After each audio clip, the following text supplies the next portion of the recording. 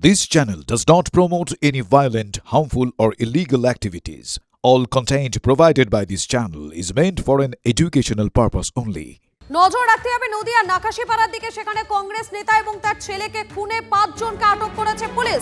আরো একবার জানাবো আপনাদেরকে, নাকাশিপাড়ায় কংগ্রেস নেতা এবং তার ছেলেকে খুনে 5 জনকে আটক। আমরা সরাসরি চলে যাবো আমাদের প্রতিনিধি মহাদেবের সঙ্গে, আমরা কথা বলে নেবো একবার। মহাদেব, এই মুহূর্তে তোমার কাছে কি আপডেট রয়েছে? যাদেরকে আটক করা হয়েছে তাদের রাজনৈতিক পরিচয় সম্পর্কে কিছু কি জানা গিয়েছে? শহরে সোনার খনি কোথায়? গ্রেট ইস্টার্ন ট্রেডিং কোম্পানির কস্ট টু কস্ট অফারে, যেখানে সবাই পাবে অ্যাসিওরড গিফটস আর গোল্ডেন বক্স খুললেই জিতবে বাম্পার গিফট। সাথে EMI up to 36 months, cashback 26,000, exchange আর 75% পর্যন্ত ডিসকাউন্ট। তাই বলছি, এই ডিটেকটিভ দাদার পাক্কা পছন্দ। গ্রেট ইস্টার্ন ট্রেডিং কোম্পানির কস্ট টু কস্ট অফার। আজই যান গ্রেট ইস্টার্ন ট্রেডিং কোম্পানিতে। TNC apply. যাদের আটক করা হয়েছে তার মধ্যে একজন প্রধান রয়েছে, যে প্রধানের স্বামী এই মুহূর্তে জেলে রয়েছে, জুব্বার শেখ। তিনি জেলে রয়েছেন আর তার স্ত্রী এই মুহূর্তে থানায়, এই নাকাশিপাড়া থানায় রয়েছে। আমি চিত্রটা একবার নাকাশিপাড়া থানাটা দেখাই, যেখানে অনেকজনকে আটক করা হয়েছে। প্রায় 5 জনকে তো জিজ্ঞাসাবাদ আটক করা হয়েছে, জিজ্ঞাসাবাদ করা হচ্ছে প্রায় 8 থেকে 10 জন। এই থানার মধ্যেই তাদের জিজ্ঞাসাবাদ চলছে। আর তারই জন্য পরিবারের যারা সদস্য রয়েছেন তারা মূলত এখানে এসছেন, যে তাদের সাথে কথা বলতে। যে এই যে নাকাশিপাড়ার পঞ্চায়েতের প্রধান ফতেমা বিবি, তিনি কিন্তু এখানেই রয়েছেন। তাকে জিজ্ঞাসাবাদ করা হচ্ছে দফায় দফায়, যেহেতু রাজনৈতিক সংক্রান্ত বিষয় উঠে আসছে যে বিগত দিনে জুব্বার শেখের সাথে একটি বিবাদ তৈরি হয়েছিল। এই যিনি খুন হয়েছে আনিসুর কংগ্রেসের নেতা, এখানে প্রভাব রয়েছে। আনিসুরকে মানুষ ভালোবাসেন এবং তার আস্তে আস্তে পায়ের তলার মাটি শক্ত হচ্ছিল। রাজনৈতিক মাটি শক্ত হওয়ার কারণে প্রধান অর্থাৎ জুব্বার শেখের প্রধানের স্বামী জুব্বার শেখ, তিনি কিন্তু তৃণমূল কংগ্রেসে ছিলেন এবং তৃণমূল কংগ্রেসে থাকাকালীন বর্তমান যে রাজনৈতিক প্রেক্ষাপট, সেই প্রেক্ষাপটে তা অনেকটাই দুর্বল হয়ে পড়ছিল তার সংগঠন। আর সেই বিবাদকে কেন্দ্র করেই মূলত তদন্তকারীরা যেটা বলছেন, যে সেই বিবাদকে কেন্দ্র করেই কিন্তু এই ঘটনা। কিন্তু তার ছেলে কি করলো? তার ছেলে তো আইনজীবী, সে তো পড়াশোনা করছিল, কৃষ্ণনগর আদালতে সে প্র্যাকটিসও করছিল। তাকে কেন খুন করা হলো?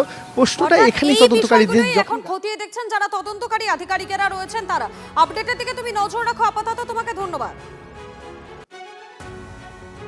আমার ছোট বোনের পর কংগ্রেস পার্টি করতো, ভালো ঝামেলা মামলা হলে মিটিয়ে দিত, বিনা এতে প্রত্যেকটা মানুষের পাশে থাকতো। সেই বোনাইকে জুব্বারের হিংসা হতো, ও কেন করছে আমি পাচ্ছি নি, সেই জুব্বার লোক দিয়ে ওকে খুন করে দিল গো। আর বোনের ছেলেটা এলএলবি করছি, কল্যাণীতে থাকে, পাস হয়ে গেছে, সেই ছেলেকে কেন খুন করলো? ওই জায়গাটাতে হরনগর বলে একটা জায়গা আছে, যেখানে বেশ কিছু দুষ্কৃতীরা বসবাস করে এবং তারা বিভিন্ন রকম কাজের সঙ্গে লিপ্ত রয়েছে।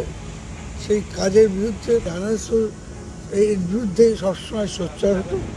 কিছুদিন আগে জুব্বারকেও অ্যারেস্ট করা হয়েছে তার এই কুকর্মের জন্য, তার বিভিন্ন রকম অপকীর্তির জন্য তাকে অ্যারেস্ট করা হয়েছে। তার স্ত্রী এখানকার তৃণমূলের প্রধান এবং এরা এই আপনারা জানেন, কিছুদিন আগেও স্ত্রী যখন স্বামী যখন অ্যারেস্ট হয় তখন স্ত্রী ওপেনলি বলেছিল যে কংগ্রেসিরা আমাদেরকে এই অ্যারেস্ট করানো হলো, একটা নৃশংসভাবে হত্যা করা হয়েছে।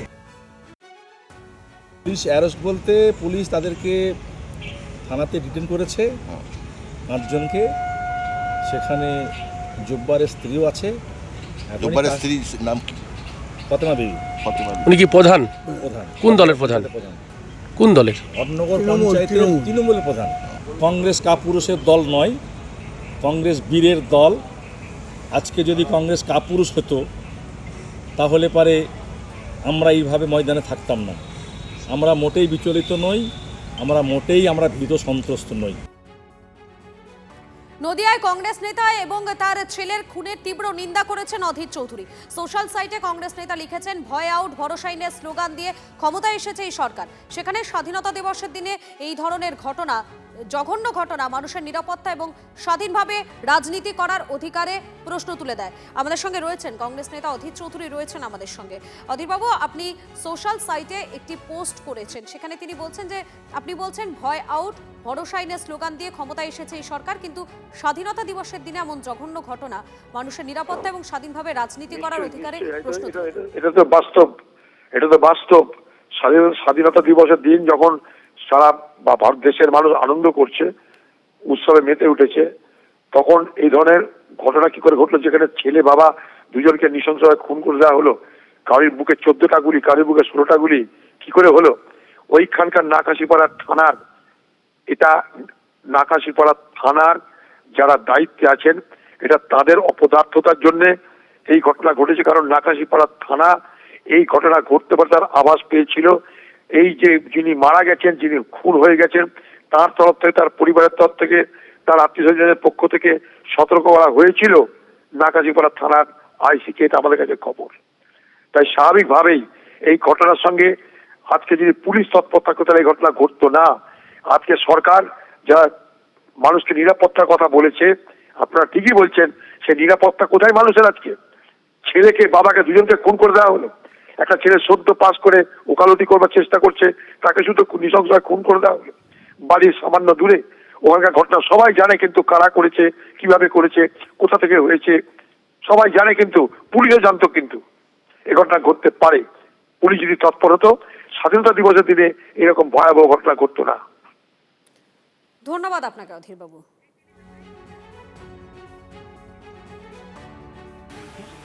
এই ধরনের হিংসা তো বরদাস্ত করা হবে না, নিশ্চয়ই এই ব্যাপারে পুলিশ প্রশাসন সক্রিয় হবে। কিন্তু পুরনো ঝগড়া যেগুলো রয়ে গেছে, এই যে এত বছর পশ্চিমবঙ্গ হিংসার রাজনীতি করে এসে দেখে এসে, আর কিছু কিছু লোক এরকম আছে, দাগি লোক, সমাজ বিরোধী, তারা রাজনীতি এসে গেছে, তারা নেতা হয়ে গেছে, এমএলএ এমপি পর্যন্ত হয়ে গেছে, তাদের পুরনো রেকর্ড আছে, তার থেকে এখনও কিছু ডিস্টার্ব হচ্ছে। আমার মনে হয় ঠিক সময় এগুলো সব আর এর সমাধান হবে।